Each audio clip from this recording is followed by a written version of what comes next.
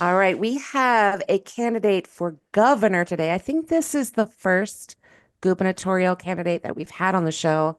Hell Um, yeah. and and it's quite a state to be running for governor in. This is Dayna Marie Foster. She is running for governor in the state of Florida.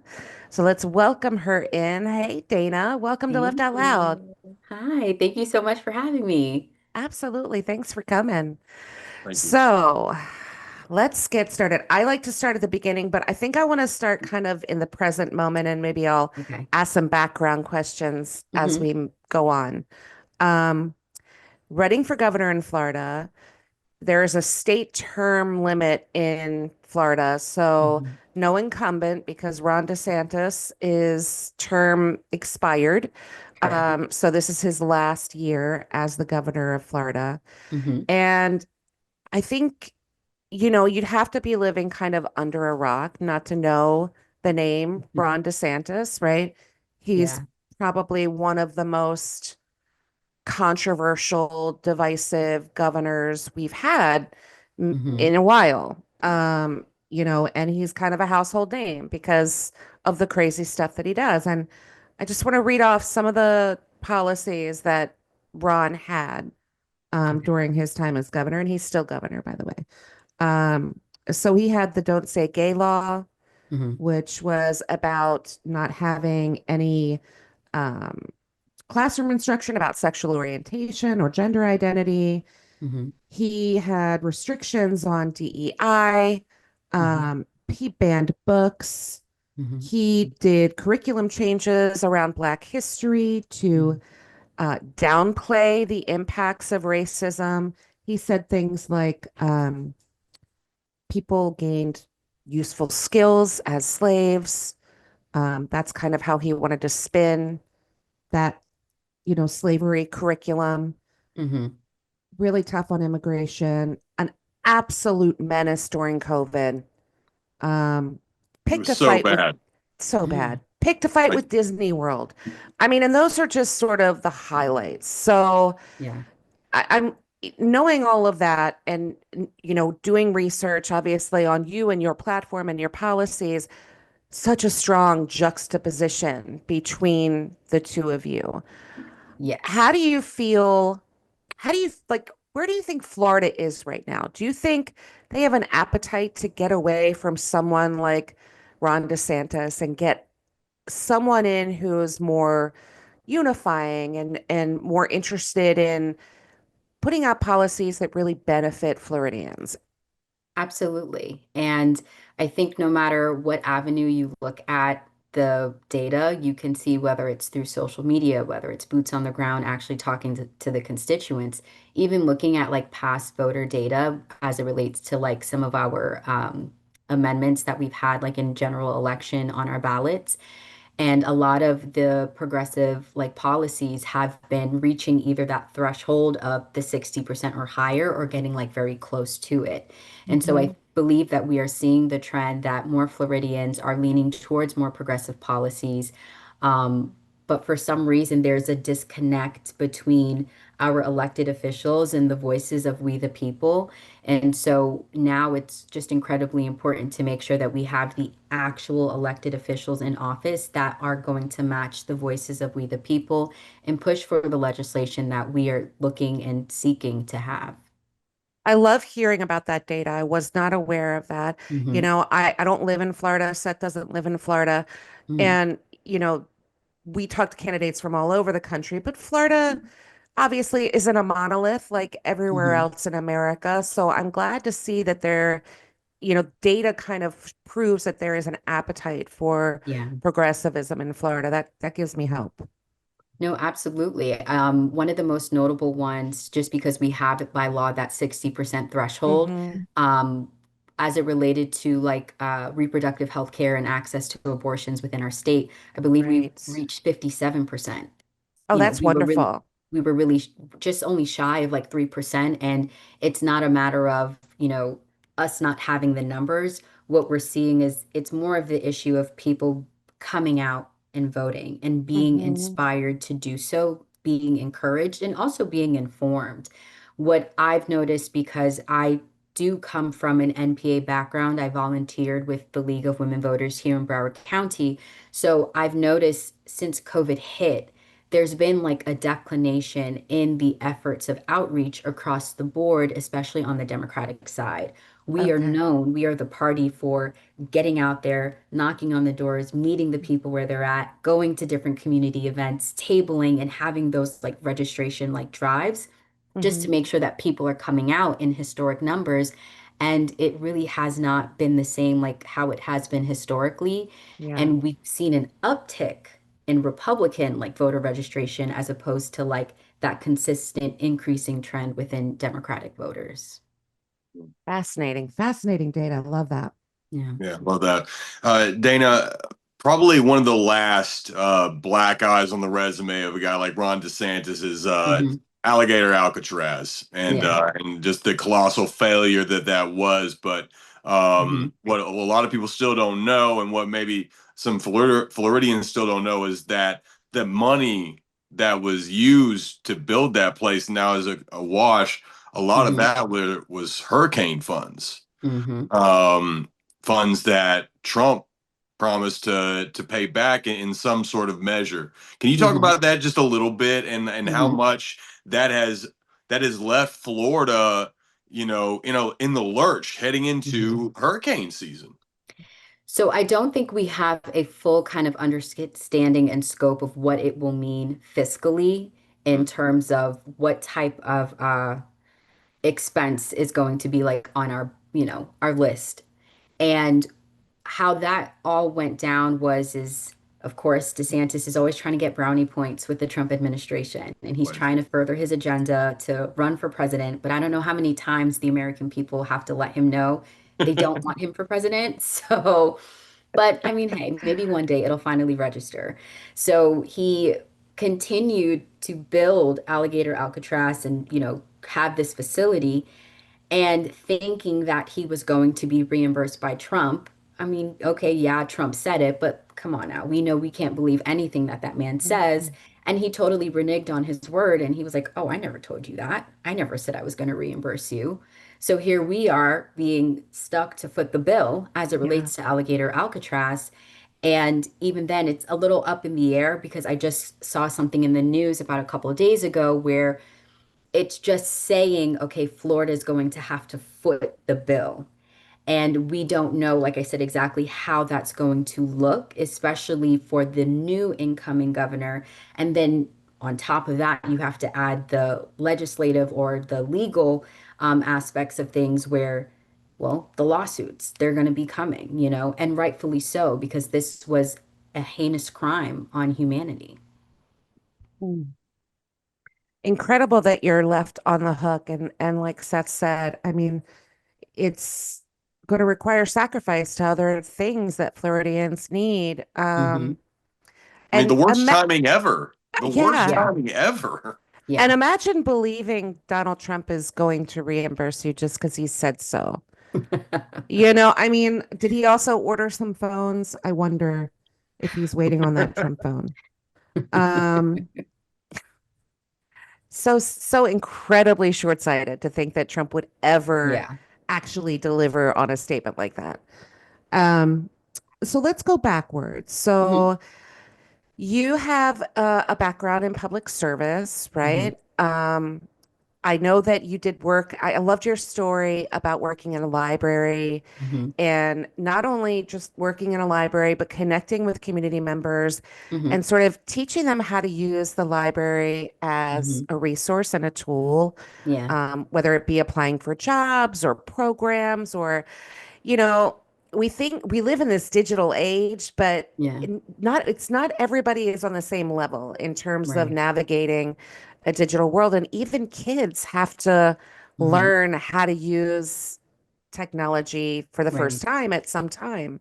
Hmm. So talk to me about how those experiences have, or if they have, Hmm. sort of informed your desire to Hmm. run for governor.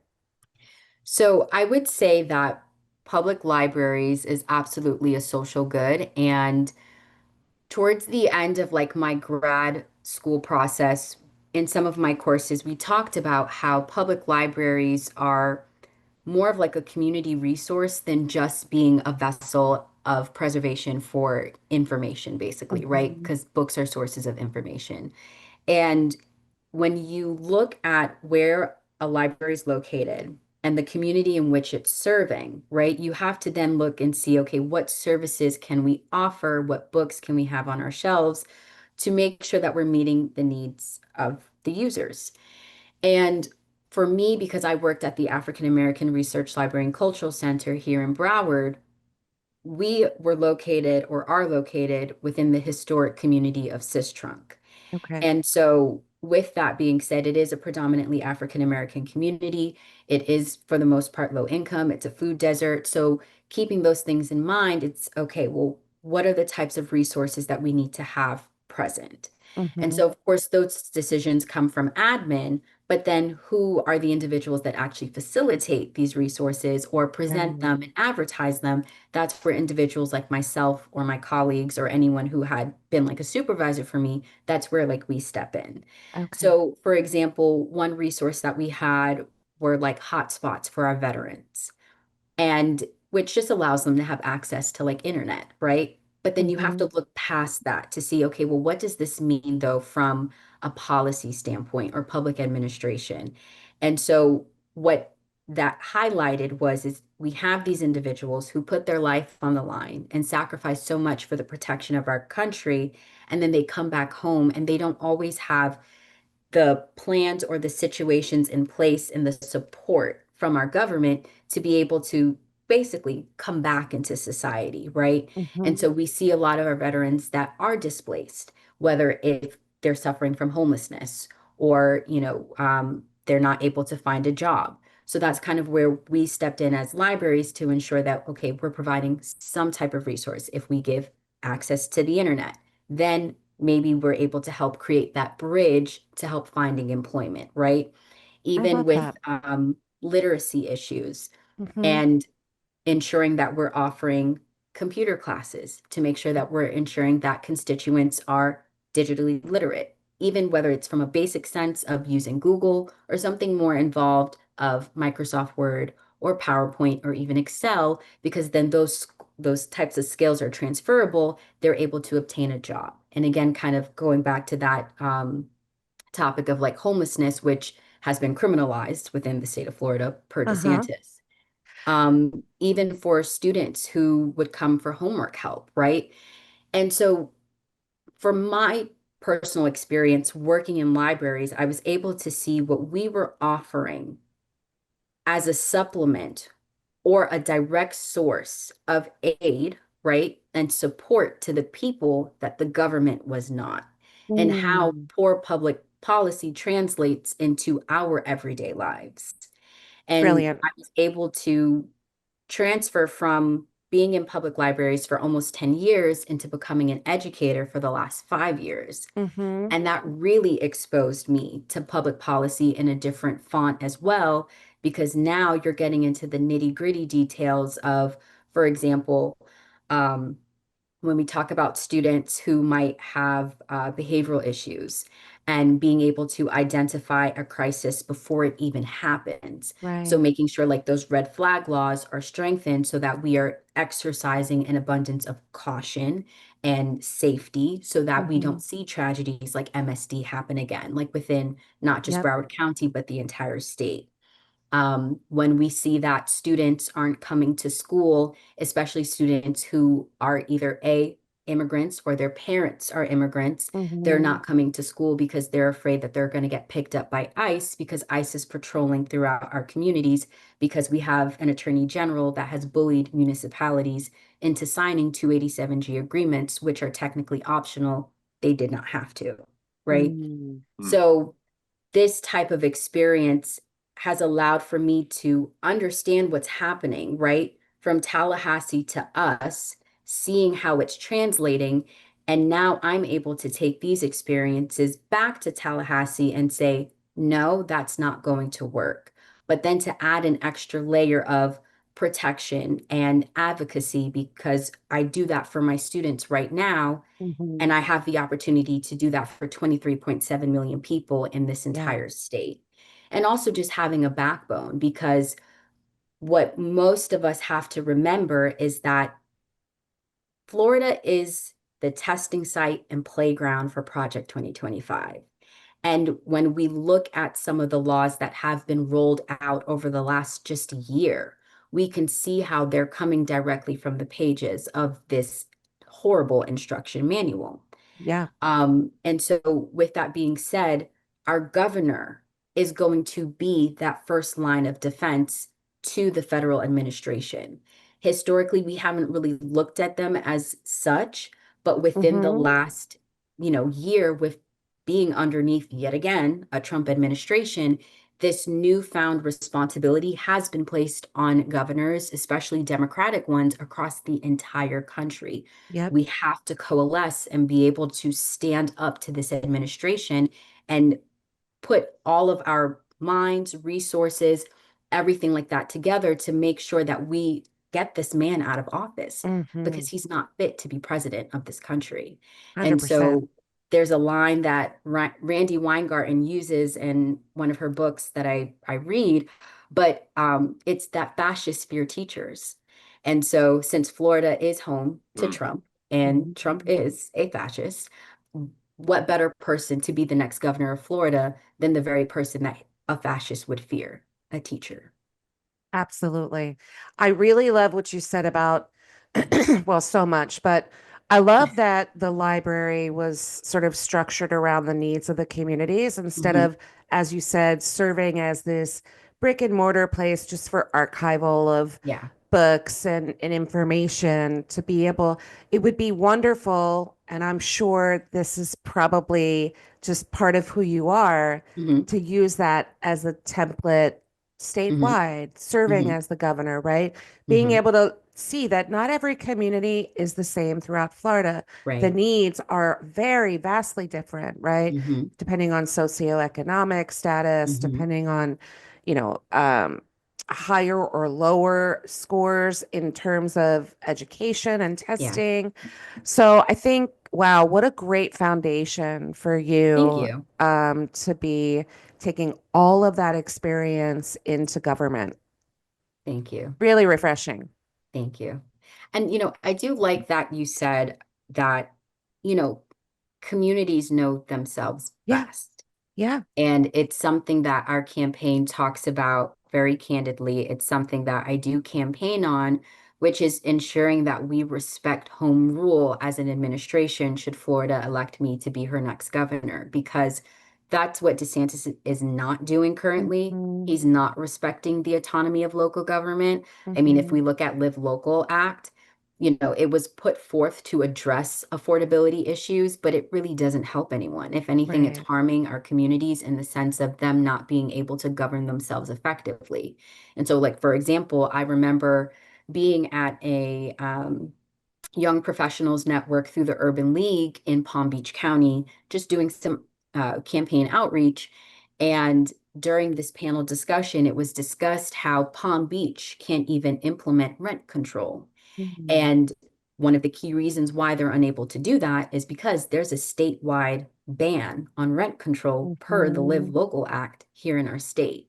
And Sad. so, there are aspects of Live Local that can be used to the benefit of the people, but collectively, there's a lot of reformation that needs to happen within that piece of legislation. 100%. Yep. So, uh, Dana, Florida is a destination state. Whether Yeah. whether the snowbirds want to retire there or people just want to go there Hmm. for a little vacation. Yeah. Coming from Alabama, I love to get down to the Panhandle myself, but I always say that you know, the Alabama beaches have whiter sand. I don't know if that's actually true. I like to think it's true. I like to think it's true. But right now, Florida being a destination state is incredibly expensive, right? Hmm. And Florida's in the middle of a housing crisis. Hmm. And so I want to know just some things that you would take into, if you were to win, Hmm. some ideas that you have to address that housing crisis, to address Hmm. housing affordability and the like. Mhm. So I think it's really important to make sure that whenever you address any kind of issue in life, you address it like at the root. And so I don't have a one like direction kind of plan. There are a couple of different things that kind of are involved and that they overlap. So one thing that I want to ensure that we implement within like the first week is making sure that we're launching a commission to do an analysis on all state agencies and their mandates or pieces of legislation to see what is aiding in the affordability crisis and what is not.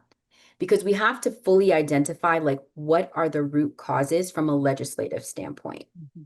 Then to kind of combat the affordability crisis from a federal standpoint, right? Because inflation is monitored and controlled federally through the Fed and so on and so forth.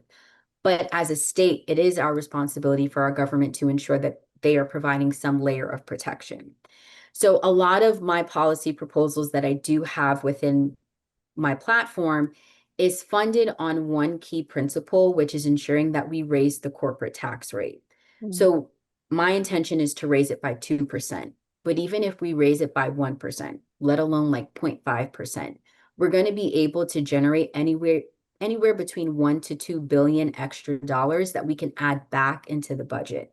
And so a part of these funds is making sure that we're able to allocate or appropriate certain funds within the budget so that it can be given to local government to ensure that we're able to provide affordable housing, right?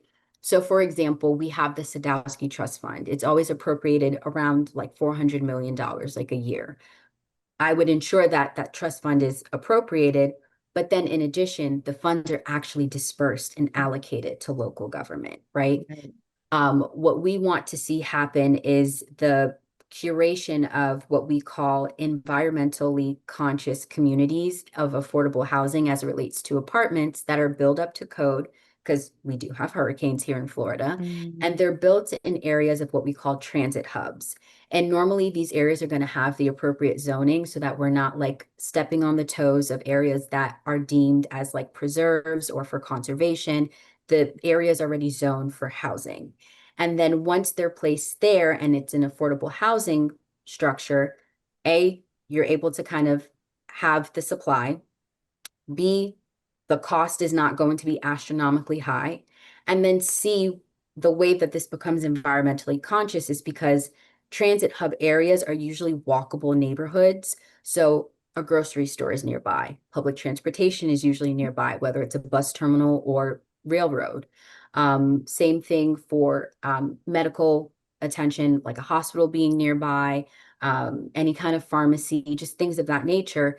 And so that's how we're starting to make sure that we are being responsible in the efforts of what we're putting forth for our community.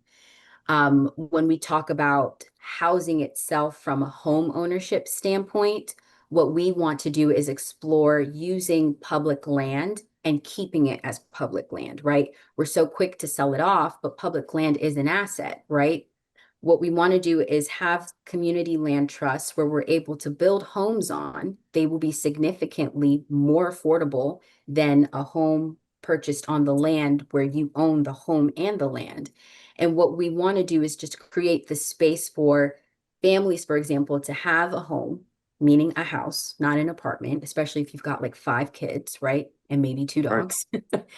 And so them having that ability to be in a home, save money simultaneously, and us creating that pathway to be able to have permanent home ownership where you're owning the home and the land and you're able to create that generational wealth so that you can keep the home in the family. You're able to pass it down through generations because that's what we're missing here, right? We have so many people that are living in apartments and townhomes because home ownership is not available. And then furthermore, sometimes if you have homes within a family, they're being lost, especially because, i.e., property taxes are incredibly high. And that's another Hmm. can of worms to talk about. Hmm. But, but that is our plan to make sure that we are providing policy-based solutions and creating bridges and pathways to generational wealth. Because we see too many families, especially young families, that are leaving Florida and furthermore, our policies here in Florida are very unattractive, for a lack of a better word. Yeah. And people don't feel comfortable coming to visit our state. And Hmm. tourism is down. It's not, where it would usually be. We have a lot of, I know we call them snowbirds for short, but we have a lot of snowbirds that like did not come this Yeah. past, winter because of the poor legislation that has been in place within our state. Well, yeah, well, I'm just very impressed by that plan. You know, it's something Thank that you. that our current president isn't very big on, having a plan, Yeah. more concepts, as we know. Hmm. So yeah, that's really good stuff. Appreciate you Thank letting me you. know. Thank you. So, Dana, Hmm. we kind of started this conversation talking about Ron DeSantis Hmm. because have to, right? He is the governor of Florida, has been Hmm. for the last 7 years. Um, a lot, he's so similar to Trump in that he really leans in to these sort of culture wars versus Hmm. meaningful legislation that's Hmm. helpful for the people that he serves. Do you think there's a pathway forward for Florida to get away from the culture war and the identity politics? Like, Hmm. how do things seem different now maybe than they did during the first Trump term, or Hmm. are they different now than they were, versus the first Ron DeSantis term? Like, are Hmm. you seeing any shifts happening just hmm in your community and hmm throughout, the state with people that you're talking to? Um, Florida has always leaned a little bit more towards the conservative side. Sure. Um, but people do love to note that when Obama ran both times, we did go blue. So it's Hmm. there. Um, I truly believe it's a matter of making sure that we have the candidates that resonate with the people, that Hmm. connect with the people, that authenticity is there, and that genuine aspect actually translates into, well, trust, right? Yeah. Being able to feel like, yes, I can trust the future of our home with this person to lead it ethically and morally like correct. Hmm. Do I believe that we can shift away from some of what seems like it's been the norm for the last 10 years? I do. Do I think that it's something that will happen overnight? No. Right. I think just like how it's going to take a process to flip our state legislature in the House and the Senate from being Hmm. a super minority to just even being a regular minority, and then at the next step is to be a majority, it's going to take time, and it really starts with making sure that we have the correct people in office that are going to promote um, things or attributes within our society, like making sure, for example, that we put humanity on a higher pedestal. Mm. When I see that, we have people across the entire state that are just so cruel to one Yeah. another, right? Yeah. I remember saying at the beginning of this journey that once ago, back in like the 70s, my mom used to tell me that you could go knock on your neighbor's door and ask for a cup of flour or a cup of sugar. But God forbid you did that in 2026, Mm. you might be putting your life like on the line, knocking on Exactly. your Yeah. neighbor's door. That's the truth. And so we have to heal as a state and even as a country and as Mm. a world, because we are very broken. And that doesn't happen, though, when you have leaders in place that are promoting divisive rhetoric and spewing hatred and prejudice across all of our communities. And so I, along this journey, have had the opportunity, obviously, to mainly talk to Democrats, but I've also talked to Republicans like as well. And I think when we put some of the morals and personal values to the side and we're looking at the kitchen table issues, Hmm. we're all dealing with this affordability crisis. Yeah. Like the majority of us benefit from having strong public schools because they're pillars within our community. Hmm. And so once we see that we're kind of all in a similar space and one statement that provides a lot of perspective. And I learned this from someone who formerly volunteered on our team. They said that we are all so much closer to becoming homeless than we are to becoming a billionaire, let So alone a true. millionaire. Yeah. Yeah. So once we realize that we really are all in the same boat, and it's Mm-hmm. really a different way that we should be looking at our politics, we're able to then finally come together. And Yep. so, like I mentioned, I do think that it's possible, but it's going to take time. And we have to make sure that we just have a leader in place that is going to promote unity instead Mm-hmm. of disconnect.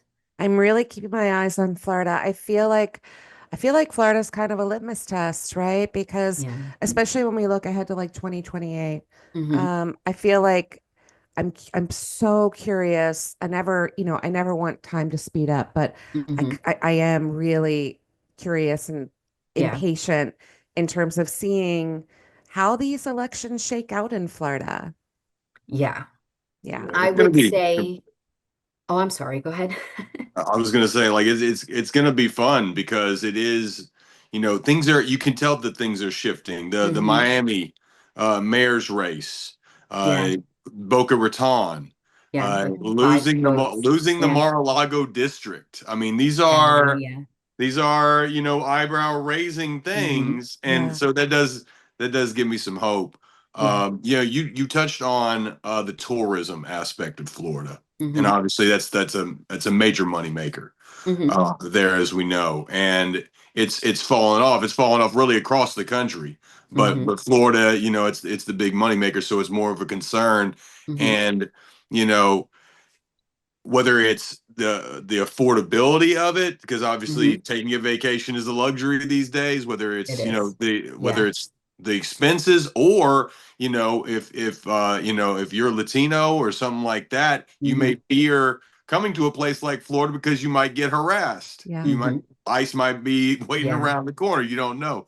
It's both. So Yeah. yeah, talk about, like, just like some of the damage that has been done to the Hmm. tourism industry of Florida, and just Hmm. maybe what you look forward to maybe changing Hmm. about that, and getting the energy back to the Hmm. tourism industry. I always say that this is not checkers, it's chess. And what I mean by that is we have laws in place that are literally discriminatory. And so it's about making sure that we're overturning these laws so that we can have ones that are in place that are more equitable and they're more inclusive. For example, Florida has a law where you cannot operate in such a way where you're deemed to be a sanctuary state, Mhm. because then you're committing a crime. And that's how, like, the attorney general was able to bully local governments into signing 287G agreements. So you're going to see across the board that no, we're not going to have more visitors to Florida that are coming from, you know, other countries, because again, they're afraid that they're going to get picked up by ICE, especially when they're being racially profiled by ICE agents. Yeah. And the other aspect is it's a little bit of tourism, but it's also having certain Floridian, like, constituents moving out of Florida. And that's in reference to the LGBTQ community, because all of these pieces of legislation that are in place, especially ones that are coming for trans individuals, like bathroom bans or gender affirming care bans, Hmm. I believe Florida has been deemed like dangerous for members of the LGBTQIA plus community to live and to visit. So just across the board, then you add on that layer of, well, if I have any moral compass, I'm not going to go and visit a state where I know that they're being prejudicial to immigrants and to the LGBTQIA community. So I'm just not going to visit at all. So now you have another demographic of individuals that are not coming. And what we're seeing is a financial burden being placed on a lot of our small business owners. So even something as simple as everyone talks about my nails, but I get my nails done. And where I go to get my nails done, They're I've beautiful. even, I can't stop staring at them, by the Uh, way. I love the like, thank you. colors. I noticed. Obsessed. I, No, what of is that? Electric Seth. Reviews. blue, It's by the It's way? like beautiful. It's like a teal. it's I don't know how to describe it, but it's cat eye. So it depends on Okay. how it All right. reflects. But I it's a love little bit them. of like our campaign blue, but like also I would say like our I'm ocean glad you waters as brought them well. up because I've been Yeah. mesmerized the entire Oh, thank interview. you. And but as I was mentioning with the owner of the nail shop where I get my nails done, he was even mentioning how things are so expensive, but then business is slow. Mm, So you're not able to create the same revenue that you used to. So now prices are going up and it's this whole vicious cycle, right? But then here we are as the consumers, and we're like, yeah, but this is now becoming a little like expensive. And now instead of yeah. getting my nails done every 2 weeks, I've got to wait like every 3 to 4 just to Yep. be able to like balance out my own personal budget, right? For some people, it's I can't get my nails done at all. For me, I don't have an extra mouth to feed because I don't have kids. I'm not Mm-hmm. married. It's just me. So, Yep. my budget looks different than a family of four, but then Mm-hmm. you think about a family of four, right? And then the impossible decisions that they have to like make. Oh, And then if this family is where the head of the household is a small business owner, again, it's another layer of pressure, of stress, of having to be able to like make ends meet. And I like to remind people of our state constitution. It is outlined where it says that we are all entitled to the pursuit of happiness. yeah. And so many of us right now are stuck in a space of being in survival mode. It's exhausting. It's Mm-hmm. very, very tiring. And so, underneath the Foster administration, it's one step forward to stepping away from surviving and stepping into happiness. Love it. Yeah, Love I mean, it. we're out here talking about like politicizing our vacations. I Like, know. poli- uh, you said it. It's exhausting. It Like, is. can this please just go away forever? Seriously. I mean, Yeah. I don't know that we'll ever get back to a place of, once a pricing has kind of been established and accepted, Hmm. kind of sticks there. Hmm. Unfortunately, we saw that with COVID and Hmm. on and on and on. Hmm. Um, so, that's why we need more progressives and more democratic socialists.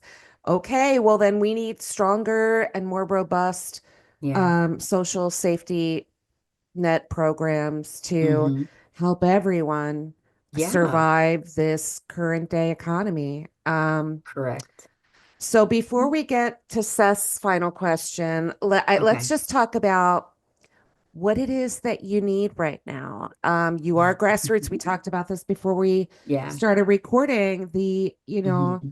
It's exhausting being a grassroots candidate because there's not a lot of money. Hmm. So you have to put in a lot of time, a lot of Yeah. hours to campaigning. Yeah. So tell the audience how they can find you. Where are you? Your Hmm. website, your socials, um, and kind of list the things that Yeah. you would like or need for your campaign. Absolutely. So I'll first say our website is fosterforflorida.com. You'll see this logo Easy. Yep. on the website.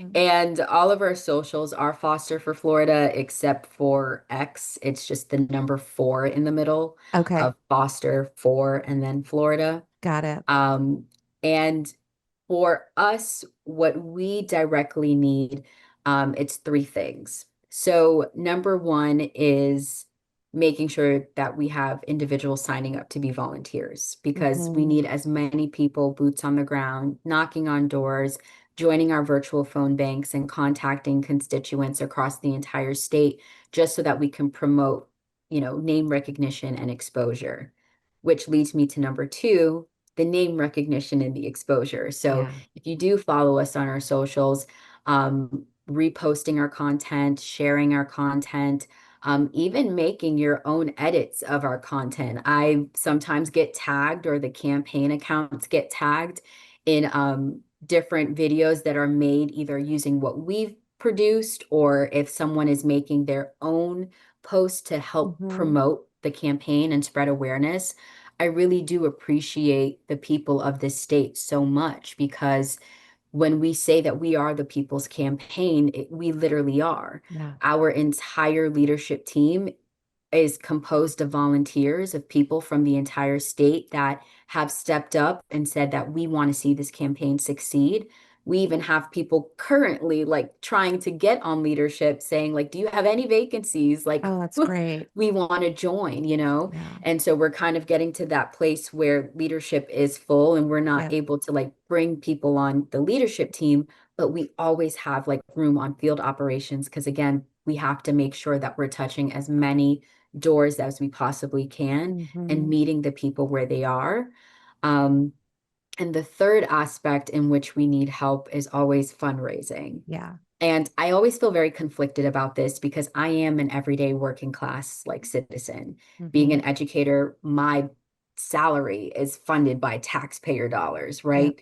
And I know the meaning of $10, $5, let alone $1, especially like how I mentioned, depending on what your home life looks like. If you're a single Hmm. parent or, you know, if you're in a two-parent household, but one of them is a small business owner. And so with that being said, and in other scenarios too, but with that being said, we do depend on the small dollar donations because we Sure. will not accept APAC money. We will not accept corporate PAC money or special interest group money. Like this campaign is truly founded on the people, you know? Yeah. And so we've come up with a fun kind of idea, which is if constituents are willing to like throw their own house party. So throw a fundraising house party. You can set like the minimum with your friend group, I get like love that 5 to 10 idea. people, right? Yeah. And maybe your minimum is you invite 10 friends and they all have to donate $20 and bring a Hmm. dish for like a potluck, right? Within your well community, right? Or your Right. nucleus, you're able to raise like $200 for the campaign, and that's $200 that we didn't have before, That's a you know? fantastic idea. I So love thank that. you. Yeah. Yeah. But donations always help, and that can be done through our website. It is linked to our Act Blue, and it's just another way of making sure like we are staying completely grassroots. That's the only way you Love can it. donate to this campaign. Love it. And the primary in Florida Is is, August 18th. I thought So it was you must be August. Okay. registered to vote by July 20th. If one wanted to vote for me in the primary election, they do have to be registered as a Democrat also Okay. by July 20th. Okay.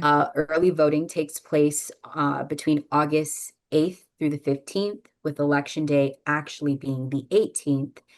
And I believe your vote by mail must be the request application must be mailed out by August 6th. Okay. Yeah. Okay. So next deadline is July 20th. Yes.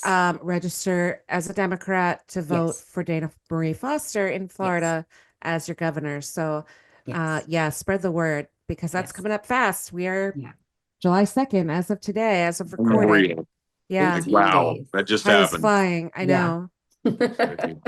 Well, Dana, we first of all, we really appreciate your time today, and Thank what we do with you. all our candidates that come up here, Mhm. we have Which ourselves a little scale. which she already said, but we're gonna say it Yeah, again. I mean, she really Okay. kind of answered the question, but Okay. uh, we always do this. We have our scale that has Bernie Sanders on one side and Chuck Schumer on the other, and we just make sure that everybody that comes on is grassroots, progressive Yeah. values, no PAC money, no APAC money, and you Yeah. already said all of those things. So obviously we know what kind of candidate you are, and so all of our people in Thank you. Florida. I mean, we've interviewed Mhm. a couple people already in Florida. Bernard Taylor Mhm. was one. Congress, yeah. Ronnie Marchins and Rivera was another one. So if you've been Yeah. watching our series, this is another good one. This is Yep. and Thank you. obviously wherever you are in Florida, you got to vote for a governor. I was Right. So gonna say, can I like totally like blow up the scale and be like do it. AOC? Yeah, Yeah. You know what? That's absolutely, not a bad idea. Why do we only have absolutely. two men on that scale, Seth? Yeah. So Right? so we'll. Oh, hey, what? Hey, Just for so you. Just I, for you. Thank I'm. Lance, Why we're gonna not? need that graphic. Why Yes. not? Why not? So we'll get Lance right on that. Hmm. But Okay. but but that's great to obviously, we're just gonna slide you on over to AOC, and Okay. that's fantastic. And again, really a treat to speak with you today. And Thank you. Florida, I feel really good about Florida. Yeah. I've been seeing some crazy polls, like we're heading like Iowa and Yeah. Yeah. Alaska, Yeah. and I feel good about Montana. We had a great Right. conversation with a senator candidate up in Yeah. Montana. I mean, Yeah. it's Even I Ohio. feel Yeah. good. Yeah. Yeah. Mm-hmm. Yeah. I think the country, we've reached sort of a tipping point, right? Mm-hmm. We've just all reached, I think, a ceiling, a threshold of tolerance, and we're just done. We need to move Mm-hmm. on. We need to address things that really matter and get out of all Yeah. of these bullshit culture war, identity Mm-hmm. politics that we've been stuck in for 10 years. We're all tired. Yeah. But you are, like a breath of fresh air and Yeah. energizing. And so I want to thank you. I know how busy you are. Your time is so valuable and Thank you. really appreciate you coming on. You're a friend of the show now. If you need Yay. Thank anything you. between now and Yeah. registration day, primary day, and beyond, please let us know. Thank you so much. I really appreciate it. And thank you for having Absolutely. me.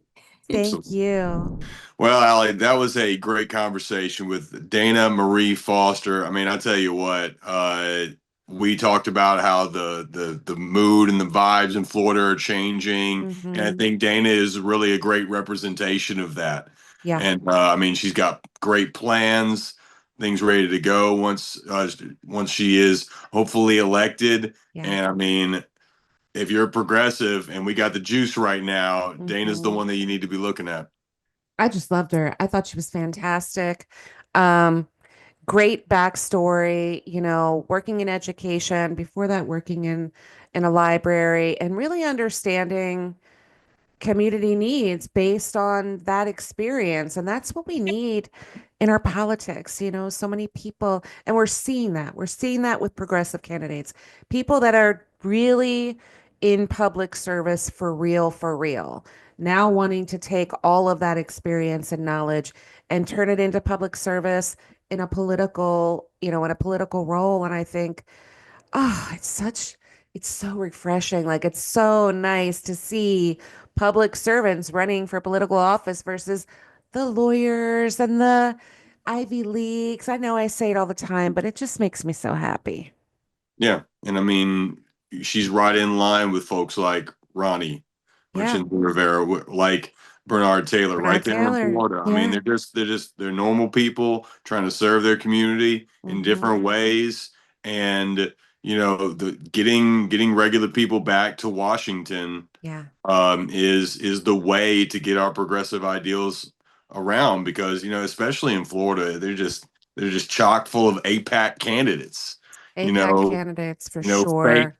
Democrats, obviously Republicans. There's like, I mean, I was talking about it on live the other day. It was like 45-1 Republicans to Democrats in the APAC. I mean, Crazy. it's a mind-numbing Yeah. percentage. So, it's tough over there, but I mean, she's got again great plans, great policies, and Hmm. again, folks, if you're in Florida, if you're around Florida, you got people in Florida, please let them know about this interview or about Dana, Yeah. because she deserves your vote. Absolutely. And just a reminder, she said July 20th. If you are not registered as a Democrat and you want to participate in the primary and vote for Dana, July 20th is the cutoff for that. So, Floridians, if you're not registered, if you're an independent and you really like Dana, get in there, switch that ticket or register Democrat for the first time because that's the only way you can participate in this primary and vote for Dayna Marie Foster. Absolutely fabulous. So, whew, okay, we wrapped up a few interviews. We got a little break. We got a holiday coming. Today is the 2nd, 4th of July in a couple of days. You got a little trip. You're taking a trip to Vegas. Viva Las Vegas. So we're gonna get a little rest here. And then we'll be right back at it in about a week or so. That's right. Another Mhm. Super Tuesday awaits in about 4 weeks. Yeah, absolutely. So happy 4th to you, Seth, to you, Lance. Enjoy your vacation. And I guess I'll see you guys hopefully in what, like I don't know, 10 days maybe. Yeah, we'll see on the other side of 250 years of American badassness. Oh my God. Did you see somebody almost died at rehearsals today? Yep. What? Did you Yeah. see? These girls are doing their dance routine, and I don't even know what fell from the stage, but if they had been inches closer, somebody would have died. Tragedy. Avoided. It's Narrowly. it's like it's like the stage is rejecting this thing. No. Everything, the pool, the reflecting pool is rejecting the water. The stage is rejecting the dancers. Like there's It's like Final Destination 8. it really is. And there's like Going on. 8 people wandering around the National Mall. Oh my God. Just terrible. No Anyway. AC in the tents. What a disaster. I saw the one woman was like, we're just looking for AC. It's like 100. We finally found one place that had AC. And, I went to the medic tent and the medic tent was great. They really got me hydrated. I'm like, why are you there? Why is anyone there? To have to go to a medic tent to celebrate America's 250th. No, thank you. No, thank you. Hard pass. Ooh. All right. Well, I will see you in 8, 9, 10 days. Something like All right, that. All right, Seth. All right. Thank Bye. you.